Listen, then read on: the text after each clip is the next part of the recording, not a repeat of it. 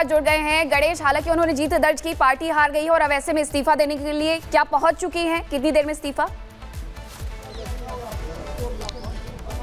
देखिए, दिल्ली की मुख्यमंत्री आतिशी दिल्ली उपराज्यपाल सचिवालय पहुंच चुकी है। अब यहाँ पर वो अपनी जो इस्तीफा देंगे, यहाँ पर जो तमाम उसके बाद की प्रक्रिया होती है उस प्रक्रिया को निभाएंगे, क्योंकि हमने देखा दिल्ली विधानसभा चुनाव में किस तरीके से बीजेपी को प्रचंड जीत मिली और आम आदमी पार्टी को जिस तरीके से करारी हार का सामना करना पड़ा। उसके बाद 11 बजे का समय था कि आतिशी जो दिल्ली की फिलहाल मुख्यमंत्री है वो दिल्ली उपराज्यपाल सचिवालय पहुंचेंगे, इस्तीफा देंगे। इस्तीफा देने के लिए वो पहुंच चुके हैं। अब उसके बाद वो दिल्ली की फिलहाल जब तक नई सरकार का गठन नहीं हो जाता तब तक के लिए वो कार्यवाहक मुख्यमंत्री के तौर पर अपने पदभार को संभालेंगी। और जो आगे की प्रक्रिया होती है फिलहाल वो अंदर वो आगे की प्रक्रिया हो रही है। दिल्ली के उपराज्यपाल से उनकी मुलाकात, जो दिल्ली के उपराज्यपाल विनय कुमार सक्सेना है, उन्हें इस्तीफा देने के लिए वो यहाँ पर पहुंचे हुए हैं। जिस तरीके से हमने देखा है कि दिल्ली के चुनाव में जिस तरीके से बीजेपी को प्रचंड जीत मिली है, लगभग 48 सीटें जिस तरीके से बीजेपी ने जीत दर्ज की है। अब देखने वाली बात होगी कि बीजेपी की ओर से मुख्यमंत्री का पद कौन संभालता है। लेकिन उससे पहले जो दिल्ली की मौजूदा मुख्यमंत्री है आतिशी दिल्ली उपराज्यपाल सचिवालय में अपना इस्तीफा देने के लिए यहाँ पर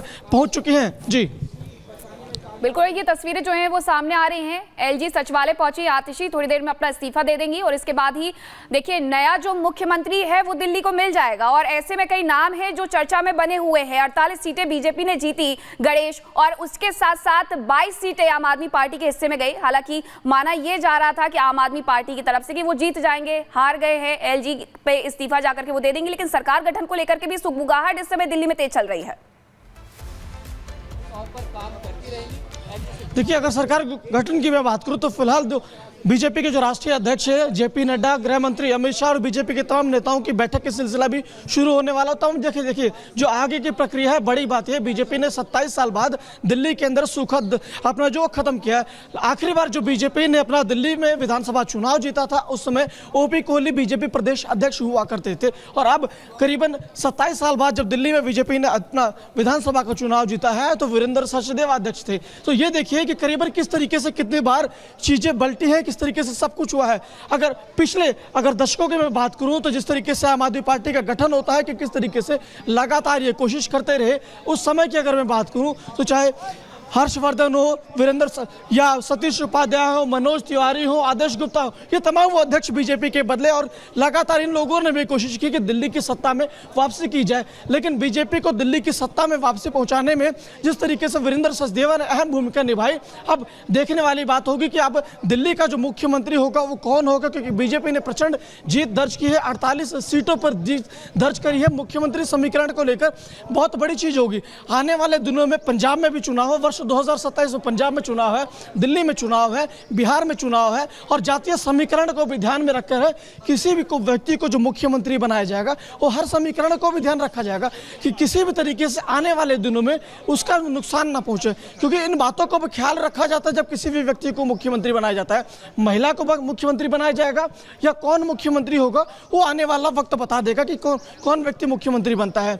या रही बात जिस तरीके से आगे इस चीजों को लेकर अपना चर्चा चलेगी, और हमने देखा है कि बीजेपी किसी भी समय जब किसी भी स्टेट में जो चुनाव जीतती है तो वहां पर मुख्यमंत्री बनाने को लेकर कभी भी जल्दबाजी नहीं करती है, वो अपना समय लेती है। तो देखने वाली बात होगी कि दिल्ली में नया मुख्यमंत्री हमें कितने दिनों बाद मिल जाता है। लेकिन अगर फिलहाल की मैं बात करूं जिस जगह पर मौजूद हूं, ये दिल्ली उपराज्यपाल सचिवालय है। यहाँ पर दिल्ली की मौजूदा मुख्यमंत्री आतिशी अपना इस्तीफा देने के लिए पहुंच चुकी है, और इस्तीफा देने के बाद वो दिल्ली की कार्यवाहक मुख्यमंत्री बन जाएंगी। और जब तक दिल्ली में नई सरकार का गठन नहीं होता है, आतिशी अब दिल्ली की सरकार दिल्ली को संभालती हुई हमें नजर आएंगे। लेकिन फिलहाल अब ये देखिए कि दिल्ली के अंदर कितने दिनों के अंदर, क्योंकि आने वाले दिनों में प्रधानमंत्री नरेंद्र मोदी का विदेश का दौरा भी है, देखने वाली बात होगी कि दिल्ली को उसका नया मुख्यमंत्री का जो उम्मीदवार होगा या नाम होगा कब तक हमें पता चल जाता है। लेकिन अब बीजेपी में बैठकों का दौर भी शुरू हो चुका है, चर्चा चल रही है, मंथन चल रही है बीजेपी का। ये देखिए कि पहले पर्यवेक्षकों की नियुक्ति होगी, पर्यवेक्षकों की नियुक्ति के बाद विधायक दल की बैठक होगी, उसके बाद हमें। ठीक है गणेश, आप लगातार नजर बनाए रखिए। और आतिशी इस वक्त आपको बता दें उपराज्यपाल सचिवालय के भीतर मौजूद है, जहां पर अपना इस्तीफा दे रही है मुख्यमंत्री पद से। और ऐसे में बड़ी जानकारी, बड़ी खबर ये कि सरकार गठन, बीजेपी का मंथन शुरू हो चुका है। इसी को लेकर आज शाम 5 बजे बड़ी बैठक होनी है जिसमें विनिंग एमएलएस की मौजूदगी रहेगी। जी हां, वो विधायक जिन्होंने बम्पर प्रचंड जीत दर्ज की है। आडंबर, अराजकता अहंकार आपदा की हार हुई। हम ऑपोजिशन का रोल निभाएंगे।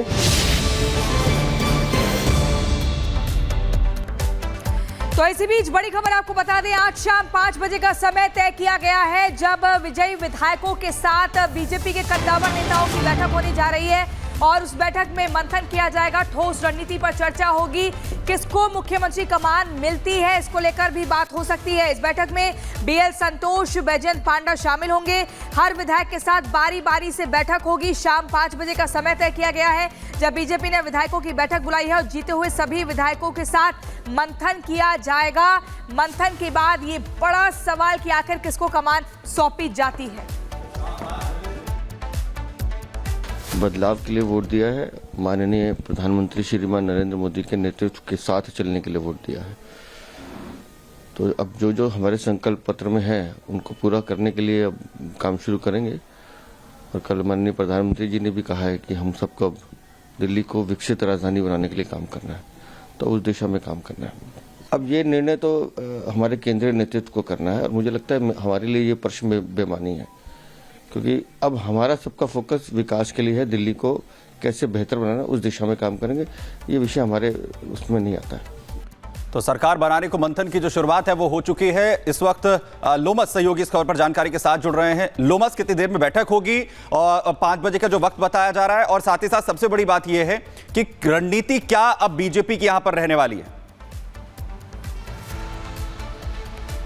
बिल्कुल सुमित, आपने देखा होगा कि जैसे ही कल नतीजे आ रहे थे और नतीजों के बाद ये डिसाइड हो गया कि अब दिल्ली में भाजपा की सरकार बनेगी। भाजपा के जो कई एमएलएज हैं वो जीत चुके हैं, तो उसके बाद बैठकों का दौर कल से ही शुरू हो चुका था।